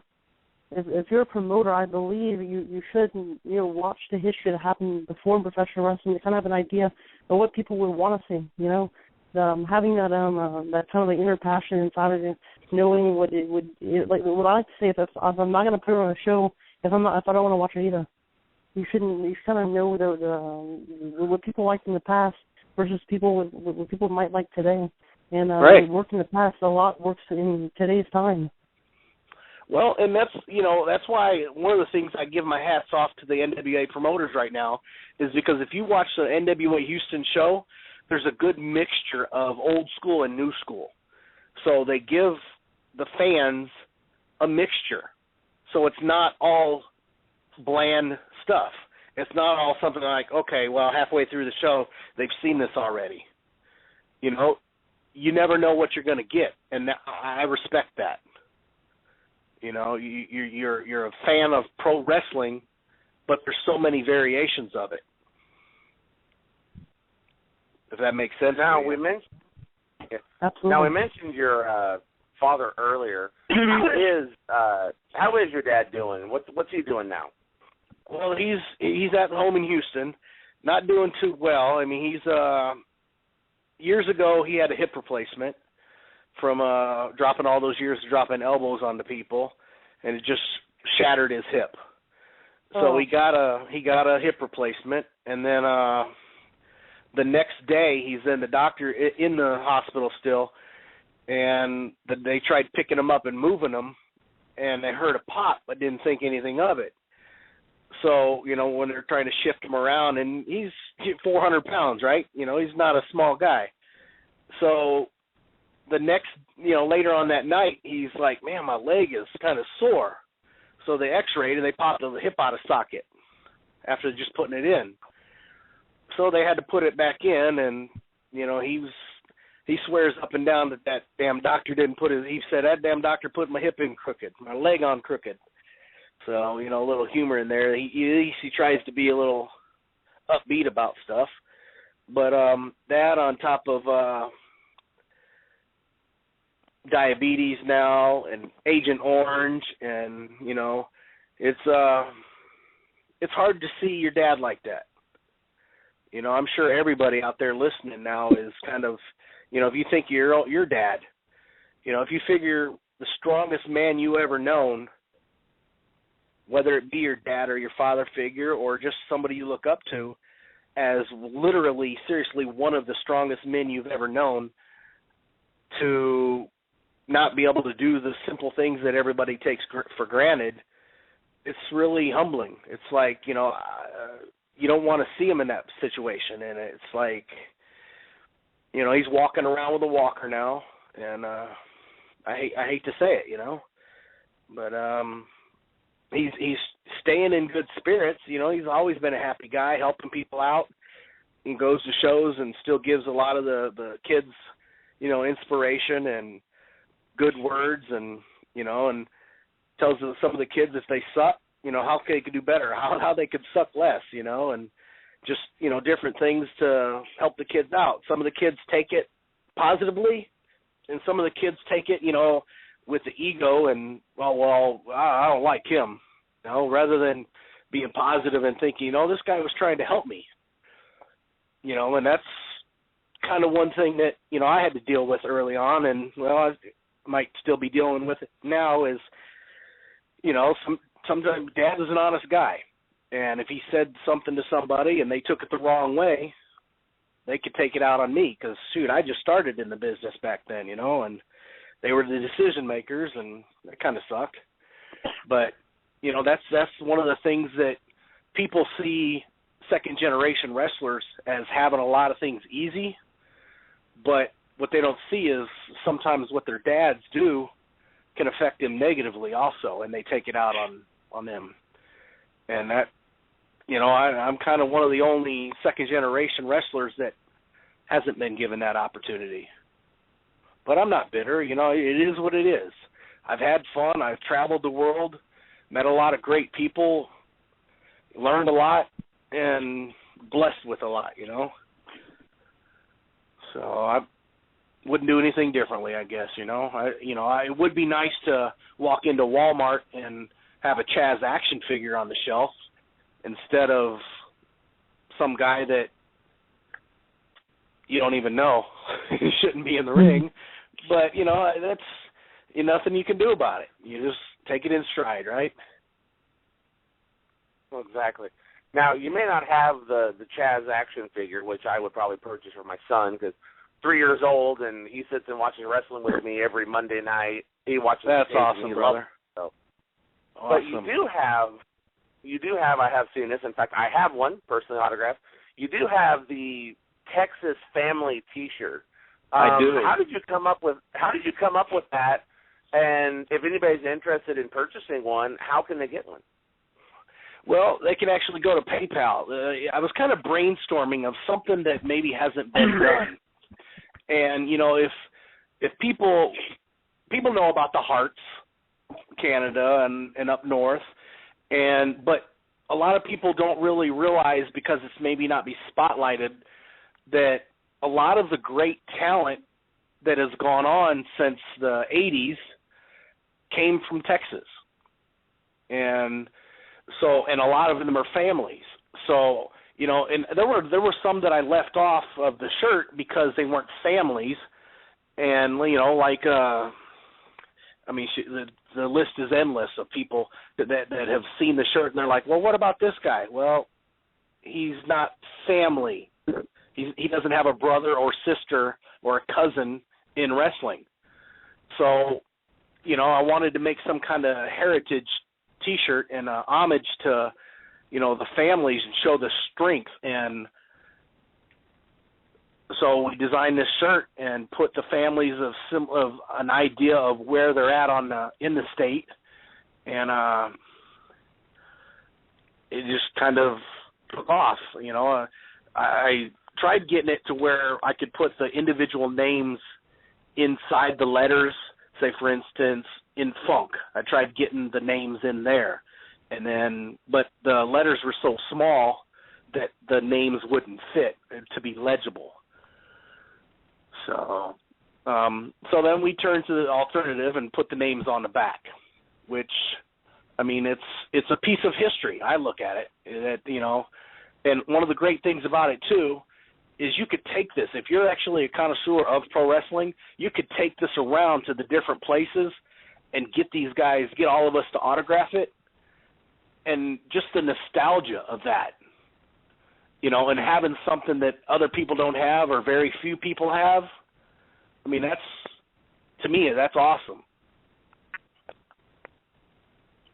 Well, I know when I saw it, you were selling it at, I think it was the Coastal Mania show. I was. When first had it. And I wanted one right off the bat because I've been researching Texas for a while. And like I said, it's my favorite territory. I wanted one of the shirts, personally autographed by you and your father. You know, and just the names on this shirt there were names on there that I forgot about. Right. I mean, it's an amazing piece. Nick and Jerry Kozaks were the NWA Tag Team Champions. They're from Texas. They're from here in Houston. You know, and it's, the Dusty Rhodes, Dustin Rhodes, and, you know, the names go on and on and on, which is pretty cool. And, you know, I think there were like 11 Von Erichs or something, if I was to count it. You know, I don't know off the top of my head. I'd have to run through the names. But, you know, the Guerreros and the Von Erichs, I think there's one name more of the Von Erichs than there was Guerreros, which there's a lot. But if people want to order them, just let me know the size. You can go to PayPal and order them, and they send me an email notifying that the money went through, and $25 covers shipping inside the U.S. And if you want, you can put in the personal notes. If you want me and my dad to sign them somewhere on there, autograph them, we will, and then I'll ship them off. I think I have a couple hundred of the shirts in my closet. I have a nice little walk-in closet, and then they're set over to the side, folded, ready to sign and go. I have all different sizes. I have from mediums up to 4X. So, they're ready to mail out, and I appreciate you for supporting yours and respecting it. It means a lot to me. And, I actually have a couple here at the house that I've had some of my brothers signed. Like at the Coastal Mania show, I had the Von Erichs autograph it for me, and, they were just loving it. They were like, man, that's a great idea, and it's kind of like, okay, if we can't be all in one building together, at least we're on a shirt together. Now, for those out of you listening, if you're interested in a shirt, I've actually got up a couple photos of it right now from Chaz's Facebook page. The shirt itself is the state of Texas with all the names on it, and just going through the names, we all know these, but we've got Funk, DiBiase, Blanchard, Putski, Kozak, Guerrero, Valentine, Von Erich, Taylor, Rhodes, Smith. That right there is a historian's dream when you think of the state of Texas. And the line on the top is my favorite part of the shirt. And it just says, it's not all we know, it's just what we know, y'all. I think that's great. Thank you, brother. That's great. And, Chaz, you've done so much in the past, and you continue to do, so much now. What does the future have to offer? Well, I'm actually planning on staying with the NWA as long as I can. And in the meantime, my dad and I have a wrestling school, the Taylor's Pro Wrestling Factory in Houston, where we're actually still training people. And you could go to the website and see the alumni page, just the phenomenal athletes that have gone on. And some have not all gone to WWE, ECW, TNA, WCW, NWA, or wherever. But a lot of them don't want to get into it for that reason. Some of them just want to get in to live the dream, because a lot of people, you can travel the world living the dream and making money without going to WWF, WWE, exactly, or wherever, and it's just, it depends on what you want. So what sets us apart from a lot of pro wrestling schools, we don't teach people to act like pro wrestlers. We teach people to be professional wrestlers. And that goes kind of hand in hand with people actually, in their sights. They might want to be in WWE or a place like TNA, maybe Ring of Honor, but traveling the world, that's something that gets your name out there even more. So you focus on professional wrestling. Look at Prince Devitt, for example. His eyes weren't necessarily set on places like WWE.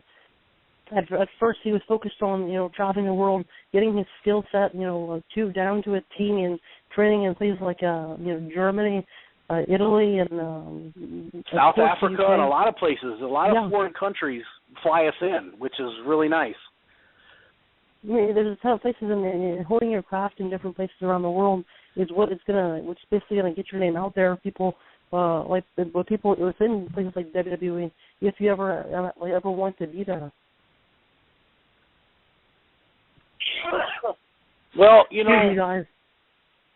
another thing that I've been keeping pretty busy at lately is I started getting back into doing movies and stuff. So up on my Facebook, Chaz Turned Up Taylor, you can see some pictures of me from early years to now. And I even have a picture up there of when I was in Tin Cup with Kevin Costner, Cheech Marin, Rene Russo. And I played a caddy for John Cook, one of the pro golfers on the senior tour. And and I was in a ZZ Top video from Dusk Till Dawn. I played a prisoner. A mod video of You Gotta Be. I was in a Whataburger commercial. I actually started with Global. Yes. And you've seen the Jumbo Mania. It was actually a mod. Ahmed Johnson was in it. Booker T and Stevie Ray, and my dad and I were in it, and a few others. And that was actually shot at Global. And recently I got hooked up with a couple of producers. One is actually going to be, his movie's going to be at a film festival in New York next month. It's This Neighborhood, which, you know, I can't let the cat out of the bag, but it's pretty cool. It's a bloody movie, and it's going to be awesome. And then another close personal friend of mine, Colin, I'm butchering his name, is Namanji. It's a Nigerian name, and if I try pronouncing it, I'm going to butcher it up, you know. But he is actually on the rise and just blowing everybody away with the amount of talent he has and his vision. And I've been fortunate enough to do a couple short films with him. And this last one was I was actually one of the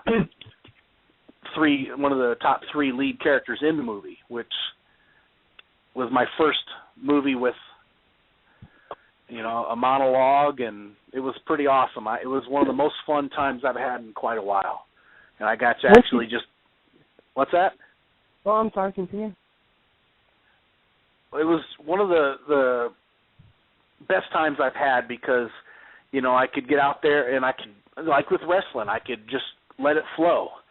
And we had some fun and, you know, interacting with the other cast members, and some of the other actors were just talented, man. The talent oozed out of these people, so I'm expecting some good things with there. I shot a pilot for another TV show that's kind of being sold, so I got to keep quiet on that. But, I mean, God's blessing us and taking care of us, so, you know, I'm excited for the future. And once you mentioned Whataburger commercial, I was like, oh my God. It was almost a magical thing to have a Whataburger in Louisiana, Houma, Louisiana, a couple of years ago, and they took it down and replaced it with a cane, which isn't bad, but I mean, being in a Whataburger commercial, I mean, tell Mick Foley about that. He'll be amazed. He's a fan of Whataburger just like me.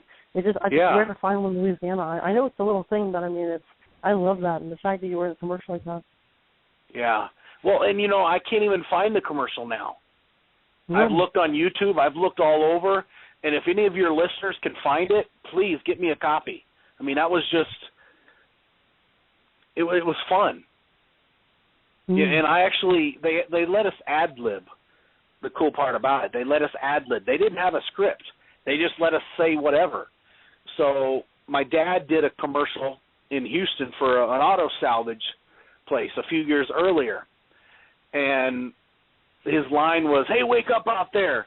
Go to OK Auto Parts or something. It was just, get off that sofa, go to OK Auto Parts, take care of your car or something. It was just kind of out there.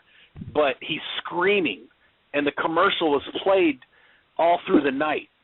So we'd get phone calls at like 2 or 3 in the morning, people like waking up with their TV on in the background, all of a sudden hearing my dad screaming at them. And they're like, what the hell is Tug doing in my house? Right. And they're like, oh, what? It's 3 o'clock. Tug, what are you doing here? And then they look and it's the TV. But it was just too cool. So, you know, and that's... have some of the biggest personalities, you know, larger-than-life personalities. And you can hear with your voice and everything. And you're fit out to do this kind of stuff. But, you know, the movies and everything, that kind of outlet is perfect. I love it. I mean, it's. I like to think of it as my home because I love to entertain. If I was in this for the money, I'd have quit a long time ago. You know, and I love putting a smile on people's faces. And, you know, I go down to the gym and we train everybody. You know, I've had a few people lately come down that were just, you know, mind-boggled of how easy they can fall into thinking, I can do this. And then I have them run the ropes, and then I have them take bumps. And they're like, damn, this is hard. Okay. And I tell them, hey, this shit ain't easy. But, you know, and it's not easy. You got to I respect everybody for doing their job, no matter what it is. I mean, if you get up every day and you go do your job, hats off to you. You know, you know, us artists, we hope to never have to have a real job. You know, and my job is training people to be pro wrestlers. I train them to live their dream. We've had people come from Louisiana. We've had people come from Oklahoma, you know, different places around Texas to train to be pro wrestlers at our school. Some of them get burnt at other schools. They think, oh, well, this guy's he's with such and such company, and he's going to make me a superstar. And then they lose all their money, and then they come to us and think, well, can you train me? I'm like, yeah, I can train you, but this is a fee. And, you know, half of them train, and then half of them are like, oh, man, why can't you train me for free? Well, you know, I feel for those guys, but then you also kind of think, well, you should have done your homework. You know, and I hear a lot of times people are doing their homework and they track us down and they come to us. Like I say, people come from other states to come to our school to learn the basics of professional wrestling. And, you know, that's kind of what sets us apart. And, you know, we have fun. We're a family down there. We take care of each other, and, you know, we have a good time because this is what we're supposed to, you know, you're supposed to be able to enjoy what you're doing. And I have a love-hate relationship with wrestling. You know, I love it and I hate it. You know, every morning when I wake up out of bed, I'm like, oh, I hate wrestling. You know, but, well, I mean, you know, go ahead. Well, I was going to say, you know, if you think about it this way, and I think people, in my opinion, you know, having money in the world we live in today, it's kind of something you're going to have in order to. It's the way of the world now, but I mean, when it comes down to it, everybody's going to be, you know, 6 feet under, or whatever way you choose to go out, you know, or being cream, whatever. But I mean, the main thing is leaving impact on the world and making a few marks. Because if you don't have a few marks on your book, it's your people remember you. And right. I think being a professional wrestler is something that makes. I mean, with you, I mean, you have a legacy now. If you, I'm not saying you should die tomorrow or anything, but I mean, if you would, don't wish that on me. No, I'm saying yeah. people are going to remember you for doing everything you've done in the past, and not many people actually go out and do something remarkable with their lives. You know, when I say remarkable, you know, make a few marks in their books, because everybody has an expiration date, and you never know when you're gonna. We've seen that, especially with, you know, Joan Rivers and Robin Williams and the recent Shadow Hair last night. I mean, you know, those guys have a legacy that's going to last forever. And how old are you? The whole entire thing about it. How old are you? 17. Wow, you're 36. Yeah, you're like brilliant. Thank you. Keep it up. I mean, I've been listening to you talk, and I'm impressed. Appreciate that. This is why we have him on our team here, man. Wow, I guess so. That's awesome. You know, and it's that like you were saying earlier, researching what you're going to do. A lot of states I go to, I mean, granted, I don't look like I used to.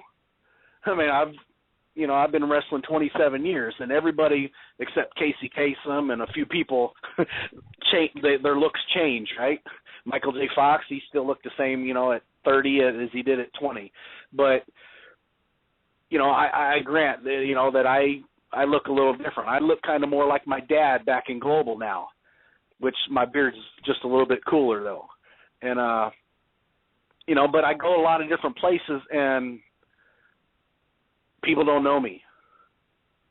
And, I mean, I don't have an ego, which is pretty cool, because Dad raised me not to have an ego. He's like, you know, you can't buy into that crap on TV because, you know, you could miss a show and somebody takes your spot and you're done. So, you know, you don't believe the hype. You know, and I never got caught up in that. But, you know, going, you know, 20-some years later, going to some shows and avid wrestling fans not knowing who the Kozaks are, not knowing who the Taylors are, you're like, okay. And you're a wrestling fan? You know, even if it wasn't me, it's mind-boggling that somebody would, say, for instance, be a hardcore follower of, let's say, baseball, pro baseball. And, you know, that's kind of like the two national pastimes, I think, wrestling and baseball, right? I think pro wrestling beats it out as a national pastime now. But that'd be saying something like, okay, you know every baseball team that there is, but you have no clue who the Florida Marlins are or the Houston Astros, one of the major teams. You know what I'm saying? It's kind of mind-boggling that some of the kids nowadays, if you're not on the E in the last 5 years, they don't know who you are. Well, not unfortunately, but, you know, it's through work like I do, what Brian does, what so many of the historians do is that's what we want to do, is we want to make sure that people don't forget who you are and what you did and all these other accomplishments. And that's why guys like me appreciate y'all. Guys like me appreciate y'all. I do. I mean, you guys are invaluable. You really do mean the world because, you know, we're still around. There's guys that get into wrestling and they're done 6 months later. But, you know, because it's not easy. But, you know, if you've been in the business 10, 15, 20, 25, 30 years later, that says a lot because this crap ain't easy. You know, it's hard on your life. It's hard on your body. It's hard on the family. It's hard on everything, you know, hard on the wallet. You know, it has good times and it has the bad times. But, you know, we're loving doing what we're doing, which, you know, that says a lot, you know, and I'm doing this wrestling still, and I don't see any reason to quit anytime soon. And in the meantime, like I say, I'm filling in whenever I can to do movies and commercials, TV shows. And so if you guys know anybody out there that, you know, is looking for a ruggedly handsome guy like me to put a script in my hand for a part in a movie, you know, I just contact me.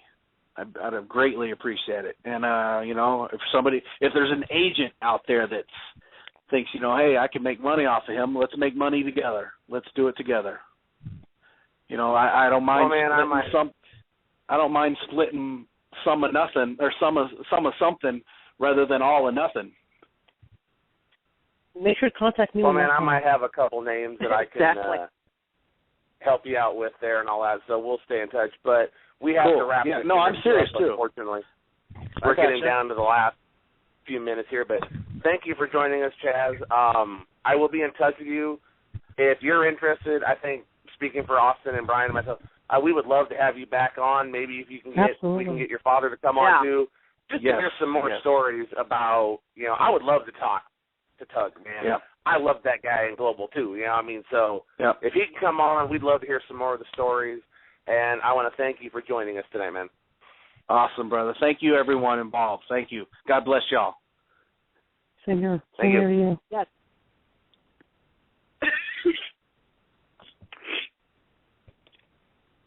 All right. That was Chaz Taylor, Global Wrestling Federation, Texas wrestling star. Definitely a great interview. I enjoyed that. Guys, once again, I think we had a great show tonight. Kyle O'Reilly, Chaz Taylor. We had some great stories going. Definitely looking forward to the future shows that we've got coming up. We got some great guests. Austin, I know you're working on somebody for September 24th. I can't wait to see what you come up with for us, my friend. But trust me, unfortunately, I trust you, man. But all good things must come to an end. And as always, let's let everyone out there know how they can find us on social media. I'm on Facebook, Encyclopedia World Class. You can find me there. I'm on Twitter, MichaelMC1972. Austin, where can they find you at, man? You can actually find on a variety of places. I mean, Twitter, @the_Austin James. Same things, Instagram, and Find me on Facebook at Austin Porch. And if you don't have any friends, add me. I'm pretty much of a phenomenal person, like we reiterate so many times in the past. But I mean, that's where you can find me at. Also, another thing, I actually have a graphic design page, Austin James Graphic Design. And for people listening to IHWE Radio tonight, I didn't tell Michael about this, but I mean, $5 off any design that you want tonight only. I mean, that's exclusive for the IHWE Radio fans. Post that up on the fan page, man. Post it up on the fan page. Get that information out there. And fans, you can find me on Facebook, Brian, B-R-I-N, Westcott, W-E-S-T-C-O-T-T. Also my wrestling website, which is www.brianrich.net/wrestle.html.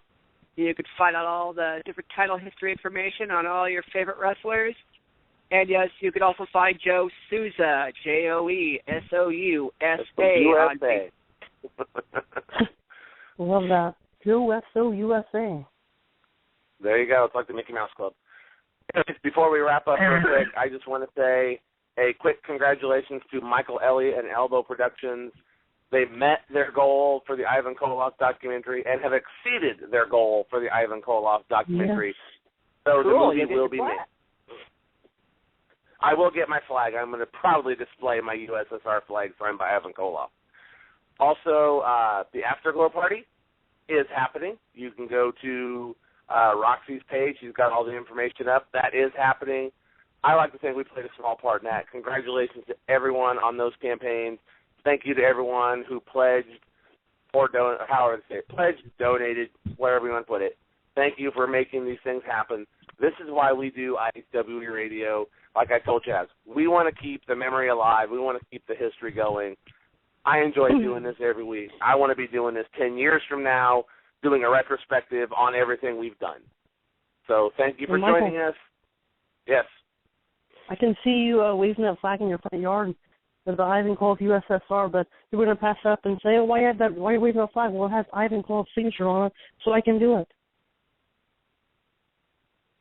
There we go. Join us next week. We will be joined by the Tokyo Monster Kahagas. And in our second hour, we will be joined by Cauliflower Alley Club Vice President-elect Morgan Dollar to talk about the situation involving David Fuller and Matt Riviera that will be coming to a head face-to-face in the ring, on the microphone. No fighting. Words. Talking like gentlemen. September 28th, Old School Hustle at the Sendera Center. Ladies and gentlemen, thank you for joining us, and we'll see you next week.